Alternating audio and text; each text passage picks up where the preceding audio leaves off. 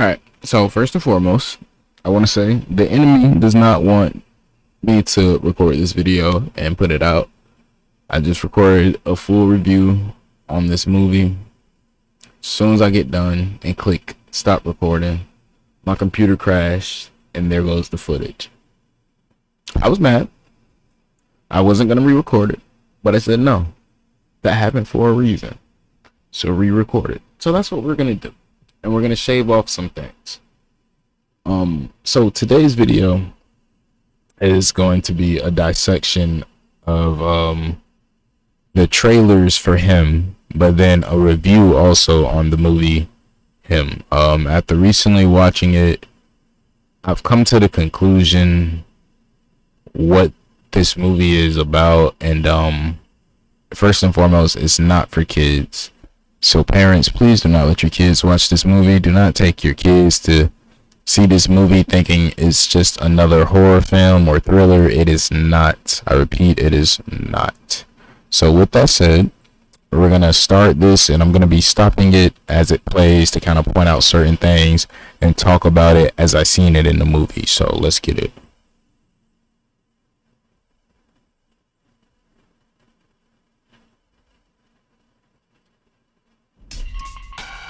Do I look at you or the You'll camera? just look right at me. You'll just ignore the camera.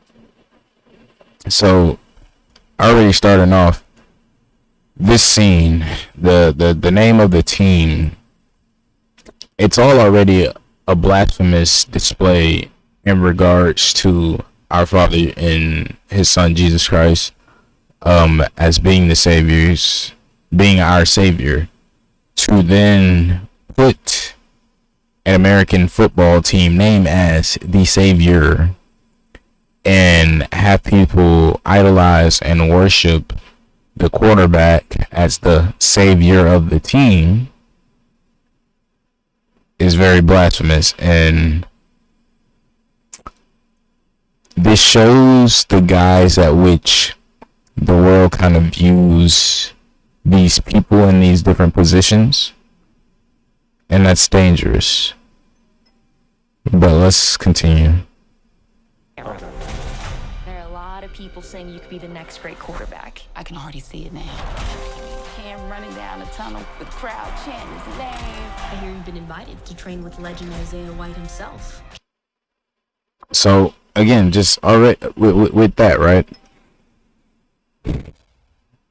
They often say in society, don't ever meet your idols because idols become rivals. This movie shows a danger in idolizing someone and not truly understanding what it is that they sacrifice to get to that position. And this movie drives home both the danger and the importance of sacrifice to get to these positions. And if you understand anything about black magic, occult practices, Freemasonry, the Book of Thelema, Aleister Crowley, if you know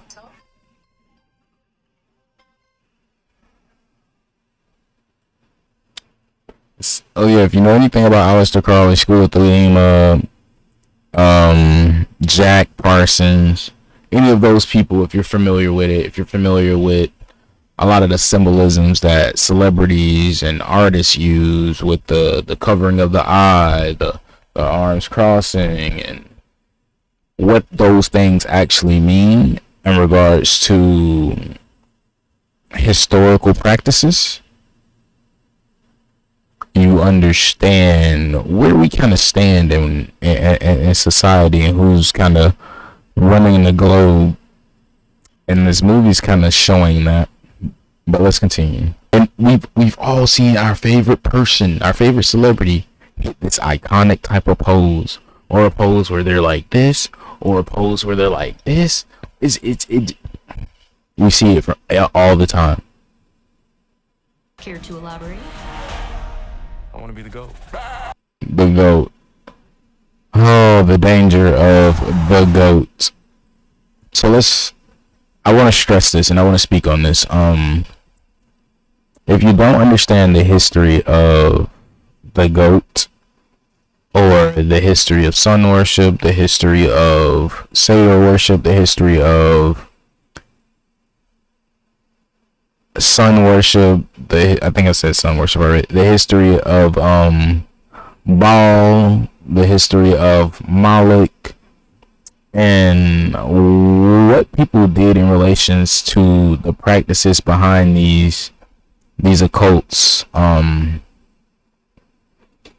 I don't want to sound like a conspiracy theorist because this is nothing but truth, but this movie is showing us how things are really ran. And it's very blatant with it. And it's so blatant that if you're not aware of these things, it'll just fly over your head and it just seem like a thriller horror movie, right? But all the symbolism, all the colors, all the costume designs, the choice for angles, we're gonna continue. We're gonna continue. Cameron King. Great meeting you. I'm a fan. That's crazy. I damn near worshiped you growing up. Who are you? I'm him. Who are you? I'm him. Mata. Let's play a little catch. We're going to the land! You want to play at your highest level? You want to be a legend? So it's crazy, right? That scene, right? That's one of the first scenes when he gets to start training with his idol. They put him through a series of rituals throughout this entire movie, and one of the first ones is a sacrificial ritual. But that doesn't get explained until later on in the movie. But one of the next ones is a humiliation ritual. During the little practice thing, they literally have this man stripped down for absolutely no reason. Isaiah smacks him on his butt while he's naked, and they proceed to go over his size in regards to how tall he is, his wingspan, size of his hands, and muscle mass, and this, that, and the third. When they're done, they say, "Put your clothes back on, you're making me uncomfortable," and they proceed to make a joke about him being naked while he's standing there looking like, Can y'all tell me to do this?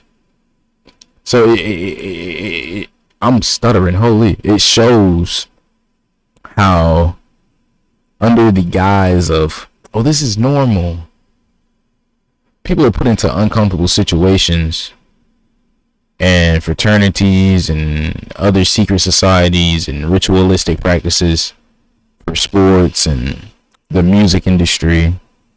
And there's always that person close to them that introduces them to these things or tell them, hey, this is normal, this is a regular part of the process, until they get to a certain degree within it.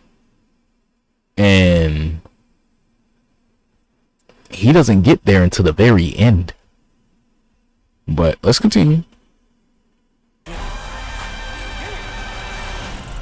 me tell you something.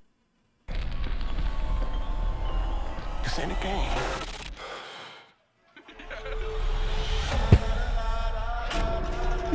Who are they? Just gonna toss the ball around a little. You wanna hit this? You can't handle it. I understand. Oh, too slow. So this scene, real quick, I wanna talk about it. What's happening here is he has 2 seconds to catch the ball after he says hut, pick someone, and complete the pass accurately, right? If he doesn't, the white dude standing in the corner in front of the ball launching machine is hit in the face with a ball. Again, another form of sacrifice. This whole movie is ritualistic sacrifice at different degrees and at different magnitudes. Okay? So follow me. Watch. Wait, what are we doing? That man's smile about to be on the floor. This is how you do your teammate? What is this?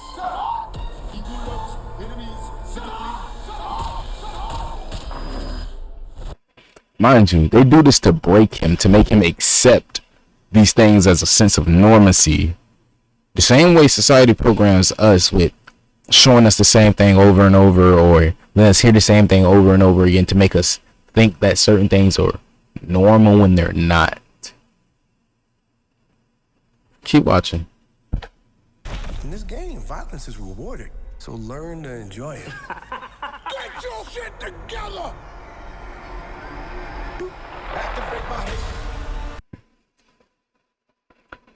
This scene right here. Get your shit together!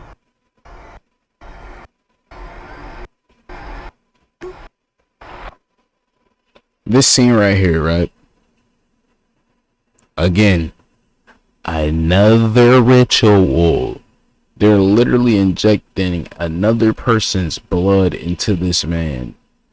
And again, if you understand Baal sacrifice and the history of how this cult practice was repeated around the world, into Freemasonry, into all these dark cultures, right? They all believe in the power of the blood, especially coming from a younger individual or a child, as in youth, because the purity. And so what we're seeing here, football is considered a warrior sport.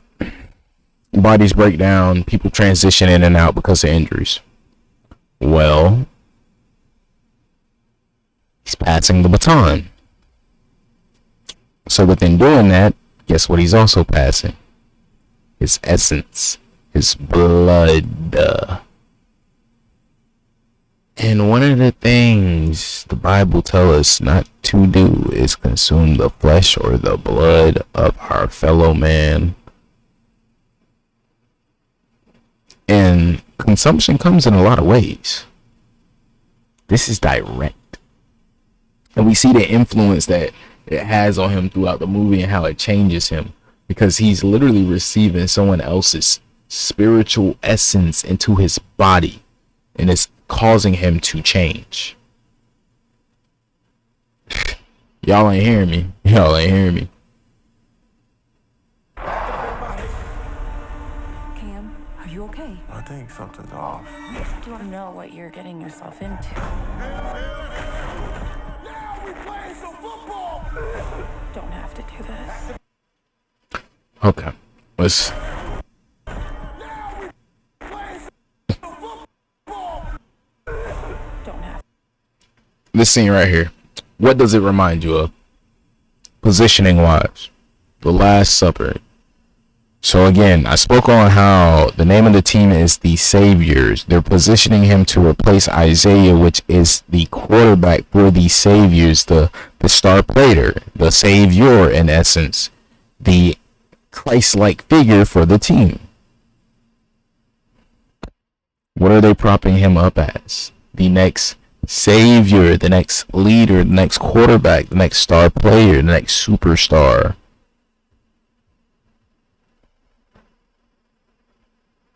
And oh man, the way his transition takes place is it's crazy, bro. It's crazy. Like, this is, to even, I don't know, for Hollywood to constantly redepict things like this is blasphemous. But again, if this movie's objective was to shed light on the dark side of what's really taking place in Hollywood, it did that. But I don't feel like that's so, and I'm gonna go to another trailer after this, and I'm gonna be a lot quicker with that one. Have to do this. I had to pause it again because we just had multiple scenes You happening. don't know what you're getting yourself. You might as well say she's the figure of temptation throughout this entire movie. When we're first introduced to her, she's talking about something sexual, and she's kind of coming on to the kid and whatnot. And then later on, she invites him to a party. We all heard about artists going to these parties, and things that happen at these parties. Well, that party was a sex ritual, and that's something that goes down historically in Baal occult practices, Moloch occult practices. These are two deities that are spoke of in the Bible. If you're familiar with the story of Moses, when Moses went up to the mountain to receive the 10 Commandments, he came down, and what did he see? His brother and the Israelites worshiping a golden calf. That golden calf was a reference to Moloch, one of the Canaanite deities. And what did they do with this golden calf? They put kids in it and made burnt offerings. Now, over time, both Moloch and Baal, their symbol has just transitioned. If you're familiar with the Baphomet, guess what? They're all the same thing. And guess what the head of the Baphomet is? A goat. Go do your research. Don't take my word for this. Look into these things. Yeah, we playing some football. Don't have to do that. Like, just look at her. She looks evil.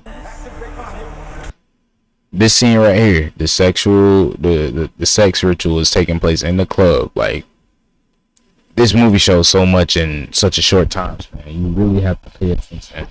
I've never been more certain of anything in my life. Look at this. Killing the old you to be reborn as a new. And how bad does Cameron Cade want it?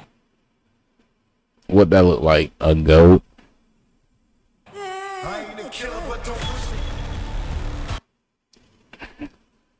This symbolism is all throughout this movie, and we see this symbolism all throughout where Hollywood, all throughout where occult practices, all throughout where black magic rituals. Look into the Lesser Keys of Solomon. It's a nice book about magic.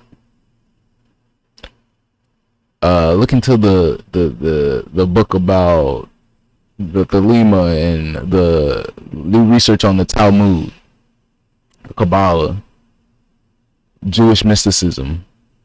These things that this movie display is all a part of sun god worship, and all those deities that I referenced throughout this video have been at some point in time throughout antiquity referred to as sun gods, and they were worshipped and praised, and sacrifices were made to them. And the Bible speaks on Apollyon being released from the pits in the end days. Do you know who Apollyon is? Satan. You know who Satan also is? Baal, Moloch, the lady in the red dress, the man at the crossroad, the Baphomet, the goat, the Antichrist, and so much more. The holy dragon. Like, it's so many names, and throughout, especially nowadays, we hear these names and we see the symbolism so much more. So please understand these things, so you understand the danger of these things when you see it in practice. Fear not, but be aware, so you don't become a victim. I'm not just gonna give it to you. You got to take it from me. And again, sacrifice, another ritual. They're literally fighting for the position, fighting for his body, his youth. They make a bet that if he misses a shot, he takes his youth. If he wins, he gets any. If he makes the shot, he gets anything he could wish for from him. This scene, you see what's coming out his mouth? That's not blood, that's gold. See this scene? You might as well say that's the Illuminati head, the CEOs of these teams, the Robert Krafts, the ones that have you sign right here. You see what they're doing? You see what they're the owners of the team, the owners of who? You, your soul. Especially once you sign your name on that contract and you accept everything that's offered, just like he did. If you don't believe me, watch this movie and watch the results. Take it from me. What if I say no? Look at that, bro. He's walking down the aisle, right? And again, if you understand Freemasonry and you know about the checkerboard and the important the colorations of black and white, red and white, the perspective of duality, so above as is below, these things are on full display. Think of it as a gift from the gods.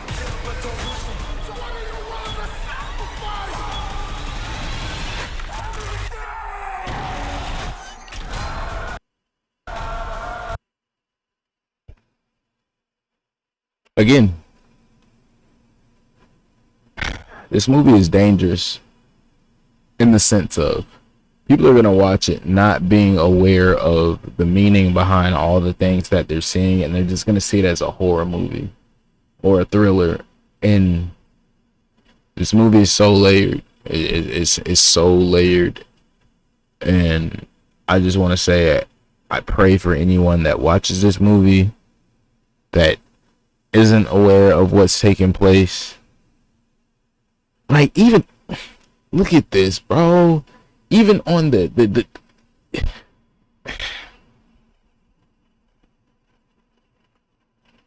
they even have the nails, like the lettering shapes are almost like the nails that was dug into Jesus' wrist when he was hung to the cross. Look at the one right under his right arm in between the I and the M. I get that's supposed to connect and make the M, but that looks like the exact same style and tack of nail that was used by the Romans. Like, these design choices is on purpose. We have a black and white background with him in red, showing the importance of the blood. I'm gonna say this, and I'm not even gonna go and watch the other video because at this point, this video is already longer than the original one. But my computer hasn't crashed, so we're gonna go ahead and finish this. Do your research on the symbolism that you see in this movie. Do your research on the history and a lot of things you hear Marlon Wayans talk about in this movie. Understand that we are living in a very dark time in society, and I believe we're coming up on that little season, or we're living in that little season where the devil reigns supreme, and Hollywood has been a full-on display of occult worship, occult practices, from the science scene of things to the entertainment scene of things to the political scene of things. Nowadays, more than ever, I fully understand that we are living in the last days, and we are living in the times of the tribulations in the book of Revelations. For all these things that's happening, it stated that they would come to pass. And I appreciate my mother for reading the book of Revelations to me every Sunday, because it's not something that I'm afraid of. It's something that I'm aware of, and I understand to be weary of and take heed and precaution to, because of the dangers that they present. And so with that said, I just wanted to do this review to stress these things and hopefully bring a sense of awareness to people that just go into watching these movies and they're not fully aware of what's actually taking place. If I had to be completely honest, I would say this movie is very dangerous for the simple fact we are viewing how these rituals are done and what is sacrificed to receive these quote unquote blessings from the gods. And what was he willing to sacrifice? You heard him. Everything. There's nothing more valuable than the soul that God gave you. To give that up for worldly possessions is a fool's choice. And we know it comes with them. So I want to leave this video off with this question. You see how the world is. You see how society is. You see how cultures are. You see how music is. You see what's going on in every walk of life, from food scarcities to outbreaks and tragedies, civil wars going on in other countries, civil wars going on our own home fronts in America that people aren't even aware of. Like what's going on in Philadelphia, what's been going on in Chicago forever, what's going on in LA. So much is happening. We're getting to a cataclysmic boiling point. And none of that is by coincidence, it's by design. It was written. Please do your research. Please understand the days that we are living in. And protect yourself, guard yourself, and protect the ones you love with this information and understanding. To keep them away from sacrificing everything for worldly possessions and losing themselves along the way. Because what is a man without his soul? And what are you willing to give up in the place of that? All these celebrities we look up to, all these artists we look up to, this is just a glimpse of what they sacrifice to get to their positions, to achieve the riches and glories and the accolades and the spotlight. This is what Satan offers. And sure, it's great for a time, but everything has a finite time span, and once that time is up, there's a debt that he comes and collects. Why? Because your soul no longer belongs to God. You made those sacrifices and gave your soul to him. So, with that said, I wish everybody a good one. I hope everybody enjoyed their weekend. If you haven't seen the movie Him, personally, if you are not spiritually equipped, I would not recommend watching it. If you are, I would, just because it's a studying tool you can use to further help others around you understand where we are in the world today. And I want to stress again, don't ever sacrifice the life that God bestowed upon you for any form of worldly possessions or achievements or accomplishments. If it's meant for you, God will bless it upon you, and it will be something worth more than anything that any human being can offer you. Be grateful, be gracious, be humble. And peace, love, positivity. I will catch you guys on the next one. I'll let this review be a replacement for that first podcast episode I was supposed to drop a while back. I still plan on doing that, but I just had to get this video out while these thoughts were fresh. This movie really disturbed me in a certain way, and I just had to speak on it. So yeah, I'll catch you guys on the next one. Peace.